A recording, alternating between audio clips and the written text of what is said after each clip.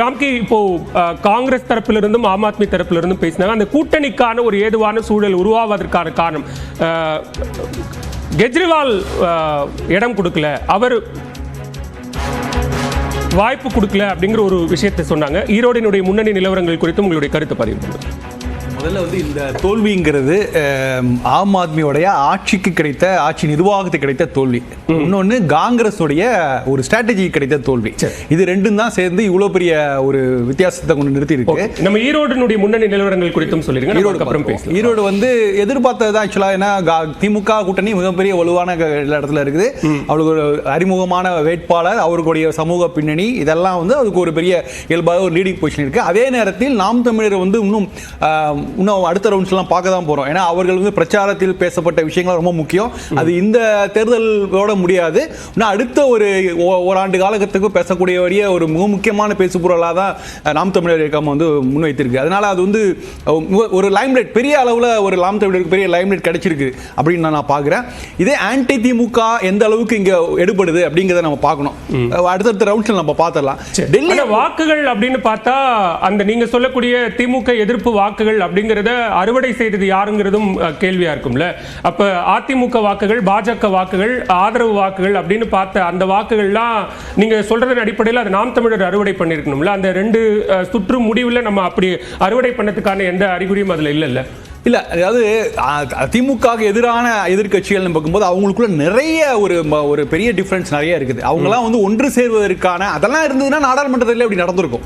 அது ஒரு மிகப்பெரிய தனித்தீவுகளாக இருக்காங்க. அவங்களாம் ஒருங்கிணைத்து ஒரு ஓட்டு உருவாகிறதுங்களாம் ரொம்ப சிக்கலான விஷயம். நான் வந்து இந்த ஓட்டுங்கிறது நீங்க ஜஸ்ட் அப்படியே திமுக எதிரான ஓட்டு அப்படியே கன்சல்ட் பண்ணிலாம் பார்க்காதீங்க. இது வந்து நாம் தமிழருக்கு கிடைத்த வாக்குகள் தான். சொல்ல இயல்பாக அவர்களுக்கு கிடைத்த வாக்குகள், அவர்கள் தேர்தல் பிரச்சாரத்தில் பேசப்பட்ட விஷயங்களுக்கு ஆதரித்து ஆகா சரி இவங்க சொல்றதுலயும் நியாயம் இருக்குன்னு அந்த மனத்துல வந்து ஒரு சாமானியப்பட்ட வாக்கா தான் நான் பாக்குறேன். ஃபைனல் கவுண்ட் வச்சு நம்ம நிச்சயமா பேச தான் போறோம். இதுல டெல்லியை பொறுத்த வரைக்கும் இல்ல, இப்ப நம்ம ஈரோடு பேசி முடிச்சல நீங்க சொன்னதுனால அவர்கள் பரப்புரை, அவங்க பேசின பிரதான விஷயங்கள் வாக்குகளாக மாறும் அப்படின்னா ரொம்ப பிரடாமினன்ட்டா நாம் தமிழர் மேற்கொண்ட பரப்புரை அப்படிங்கிறது பெரியார் எதிர்ப்பு பரப்புரையை தான் அவங்க ஈவன் பொதுத்தளத்தில் இருந்த அந்த பரப்புரையை தான் ஈரோடு கேம்பெயினுக்குமான ஒரு பிரதான கீர் இதுவா பயன்படுத்தினாங்க. அப்படி பார்த்தா அந்த வாக்குகள் நிச்சயம் நாம் தமிழருக்கு கிடைக்குது அப்படின்னா அந்த பரப்புரையின் காரணமாக கிடைக்கக்கூடிய வாக்குகள் இது பண்ணணுமா? பெரியார் மீதான விமர்சனங்களை விட பெரியாரை முன்வைத்து செய்யப்படுகிற அரசியல், அவர் எந்த அளவுக்கு தங்களுடைய அரசியலுக்காக பெரியாரை பயன்படுத்திக் கொள்கிறார்கள். திமுக மட்டும் இல்ல, எதிர்த்தரப்பு எல்லாருமே எப்படி பயன்படுத்துகிறாங்கிற அந்த விமர்சனத்தை வச்சுதான் அது ஒரு கட்டுரைத்தார்கள். அதனால அதுக்கு வந்து அதை ஒட்டுமொத்தமா ஆதரிவு வருவாங்கன்னா பெரியார கையில் எடுத்தாலே ஒரு பெரிய சிக்கல் வரும். அந்த துணிச்சல் தைரியத்தை எடுத்தார்ல, அது வந்து ஒரு மிகப்பெரிய அளவுல ஒரு பிரச்சாரத்தில் ஒரு பெரிய பாதிப்பை ஏற்படுத்தியது. அவருக்கான ஆதரவு தளம் அது கிழக்கு அந்த களம் மட்டும் இல்ல, அது அக்ராஸ் த தமிழ்நாடு ஒரு பெரிய கவனம் பெற்றது. சோசியல் மீடியால பெரிய கவனம் பெற்றது. இது நம்ம அந்த வாக்கை ரிஃப்ளெக்ட் பண்ணுமாலாம் சொல்ல முடியாது. ஏன்னா அது தொகுதி, அந்த தொகுதிங்கிறது அதோடைய பேக்ரவுண்ட் நீங்க பார்த்தாலே தெரியும். அது வந்து இயல்பாகவே திமுக, அண்ணா திமுக போன்ற கட்சிகள் வலுவாக இருக்கிற இடம்.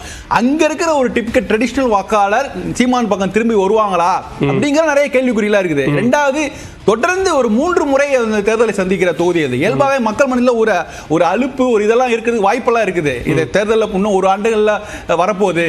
அப்படிங்கும் போது இதுல என்ன பெரிய மாற்றம் வந்துடும் போதெல்லாம் அந்த ஒரு சலிப்பான மனநிலையோட இருக்கிற வாக்காளர்கள். சோ அவங்க எந்த அளவுக்கு வருவாங்க நீங்க பாத்தீங்கன்னா வாக்குப்பதிவே குறைந்தா இருந்தது. சென்ற இடைத்தேர்தலோட இந்த முறை வாக்கு சதவீதம் குறைவாதான் இருந்தது. சோ அதனால பிரச்சாரமே வந்து ரொம்ப பரபரப்பா ஒரு இதுல போகல. சீமான் தவிர மற்ற எதிர்க்கட்சி திமுக தரப்புல கூட பெரிய அளவுல பிரச்சாரங்கள்லாம் பெரிய பரபரப்பை ஏற்படுத்தல. சோ இந்த விஷயங்களை வைத்து நீங்க பார்க்கும்போது வாக்குகளை வைத்து நம்ம வந்து முடிவுக்கு வர முடியாது. நான் அடுத்த ரவுண்ட்ல பார்க்க தான் போறேன். இதனால நம்ம கிளைம் பண்றதுக்கு வந்து இந்த அளவுக்கு இல்ல. ஆனா திமுக வலுவா தான் இருக்கு. ரெண்டாவது, முக்கியமா நன்கு அறிந்த வேட்பாளர், ஏற்கனவே சென்ற இடைத்தேர்தலையும் ஒரு பயங்கரமா ஒரு நல்ல களப்பணியாற்றியவர். அவர் தேமுதிகவில் இருந்திருக்கிறார். அவருடைய மிகப்பெரிய சமூக பின்னணி உள்ளவர். அப்படிங்கும் போதெல்லாம் இதெல்லாமே ஒரு பெரிய கூடுதல் பலம். திமுக எதிர்ப்பு வாக்குகளை நாம் தமிழர் அறுவடை செய்வதற்கான வாய்ப்பு இருக்கு. அவங்க மேற்கொண்ட அந்த பரப்புரை அதற்கு ஒரு காரணம் அப்படிங்கிறாரு. கிடைத்திருக்கக்கூடிய இந்த ஏர்லி ஸ்டேஜ்ல 2 சுற்று தான் இருந்தாலும் இந்த டிஃபரன்ஸ் நம்ம அதோட ஒப்பிட்டு பார்க்க முடியுமா? இல்லை, அவர் ராம்கி சொல்கிற ஸ்டேட்மெண்ட் படி பார்த்தா இன்னும் ரொம்ப தீவிரமாக அவர் நாம் தமிழர் பெற்ற வாக்குகள் 2200ன்னு சொல்கிறாரு. அது திமுகவுக்கு எதிரான வாக்குகளும் 2200ஆகத்தானே அது வருது. அப்படி இருக்கும்போது அதுதான் களச்சூழலா அப்படிங்கிற கேள்வி நிச்சயமாக வருது. அது போக பெரியாரை எதிர்ப்பதற்கு துணிச்சல் வேணும் அப்படின்னு சொல்கிறாரு. நிச்சயமாக பெரியாரை எதிர்ப்பதற்கு துணிச்சல் தேவையே இல்லை. ப்ரோ பவராக இருக்கக்கூடியவங்க யார் வேண்டுமானாலும் பெரியாரை எதிர்த்துக்கிட்டே தான் இருக்கிறாங்க, காலங்காலமாக எதிர்த்துட்டு தான் இருக்கிறாங்க. பவரை அதிகாரத்தை எதிர்க்கக்கூடிய மனநிலையில் இருந்து யாரையெல்லாம் எதிர்க்கிறோமோ அதுக்கு தான் துணிச்சல் வேணும். நீங்க அதிகாரத்தை அண்டி நின்று கொண்டு அதிகாரம் விரும்பாத இமேஜஸ் எல்லாம் இழிவுபடுத்துறதுங்கிறது ரொம்ப எளிதான வேலை. உங்களுக்கு அனைத்து விதமான உதவிகளும் கிடைக்கும், அனைத்து விதமான பின்னணி பலமும் இருக்கும். அப்படி ஒரு சூழல்ல வெளியில வந்து அதிகாரத்துக்கு பிடிக்காத ஒரு இமேஜை உடைக்கிறதுக்கு முயற்சி செய்வது அப்படிங்கிறது அதிகாரத்தால் வரவேற்கப்படும். அதனால அதுக்கு துணிச்சலே தேவையில்லை. அதனால ராம்கி சொல்ற அந்த கருத்தையும் என்னால ஏற்க முடியல. அது போக பரபரப்பாக இருந்தது, ரொம்ப வலிமையான பிரச்சாரம் நடந்தது அப்படின்னு சொல்றாருல. மக்கள் எல்லா பரபரப்பையும் வேடிக்கை தான் பார்க்கிறார்கள், ஆதரவு அளிக்கவில்லை அப்படிங்கிறது மீண்டும் அவங்களுக்கு கிடைச்சிருக்கக்கூடிய வாக்குகள்ல இருந்து தெரியுது. திரு சூர்யா, ஈரோடு கிழக்கு இடைத்தேர்தல பாஜக புறக்கணித்தது, திமுக எதிர்ப்பு வாக்குகள், அது பாஜகவினுடைய வாக்குகளும் அதுல இருக்கு. அந்த வாக்குகள் எங்க அப்படிங்கிற கேள்வியும் எழுது.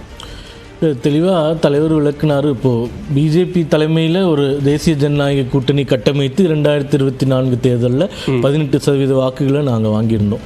இப்போ இதை ஏன் புறக்கணிக்கிறோன்ற காரணத்துக்கு அதிகார துஷ்பிரயோகம்னு பதில் சொல்லியிருக்கோம். நீங்கள் வந்து இந்திய தேர்தல் ஆணையம் இந்த தேர்தல் நடத்தினாலும் ஒரு குறைந்தபட்ச கட்டுப்பாடுகள் தான் பண்ண முடியும். இப்போ ஒரு இடைத்தேர்தலுக்கு ஒரு 15 அமைச்சர்கள், 20 அமைச்சர்கள், 100 எம்எல்ஏக்கள், ஒரு எம்எல்ஏக்கும் 2 பூத்து 3 பூத்துன்னு கொடுக்கும்போது அங்கே நடக்கக்கூடிய அதிகார துஷ்பிரயோகமோ பண விநியோகமோ இதெல்லாம் தடுப்பதற்கான எந்த சாத்தியக்கூறுகளுமே இல்லை அப்படின்றது இதற்கு முன்பும் வேலூர் பாராளுமன்ற இடைத்தேர்தல் நிறுத்தி வைக்கப்பட்டதாகட்டும், இல்லை ஏற்கனவே 2 சட்டமன்ற தொகுதிக்கு தமிழகத்தில் சட்டமன்ற தேர்தல் அப்பவே 2 தொகுதி நிறுத்தி வைக்கப்பட்டதாகட்டும், இது இந்தியாவே காணாத உதாரணங்கள். அப்போ ஒரு வடமாநிலத்தவனுடைய மனு ஏற்கப்பட்டது அப்படிங்கிற காரணத்திற்காக தேர்தல் அதிகாரியான ஸ்ரீகாந்தை மாற்றினது அப்படிங்கிறது தேர்தல் ஆணையத்தினுடைய முடிவா, தமிழ்நாடு அரசினுடைய முடிவா?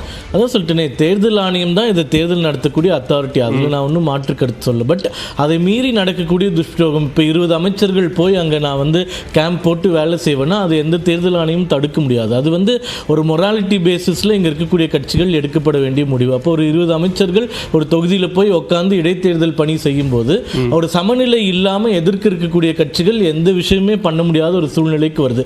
உங்கள் ஊடகங்களிலே நிறைய காமிச்சிருக்கோம் எப்படி மக்களை வந்து கொட்டகைகள் அடைத்து காலையில் கூப்பிட்டு வந்து நைட் வரைக்கும் உணவு அளித்து மற்ற விஷயங்கள்லாம் கொடுத்து அவர்களை வேற எதுவுமே செய்ய விடாமல் தடுக்கிறாங்கன்னு சொல்லிட்டு. அப்போ இந்த மாதிரி அதிகார துஷ்பிரயோகத்தை எதிர்ப்பதற்காக தான் எங்க கூட்டணி இந்த தேர்தலில் விக்கிரவாண்டியோ அல்லது ஈரோடு கிழக்கு இதற்கு முன்னாடி நடந்ததோ இப்ப தேர்தலோ 20 அமைச்சர்கள் அங்க போய் பணியாற்றுறாங்க அப்படின்னு சொல்றீங்க. இப்ப டெல்லி சட்டமன்ற தேர்தலில் பிரதமர் மேற்கொண்ட ரேலிஸ் அல்லது பரப்புரை பொதுக்கூட்டங்கள் எத்தனை? உள்துறை அமைச்சர் மேற்கொண்ட பரப்புரை கூட்டங்கள் மாநில தேர்தலுக்கும் வித்தியாசம்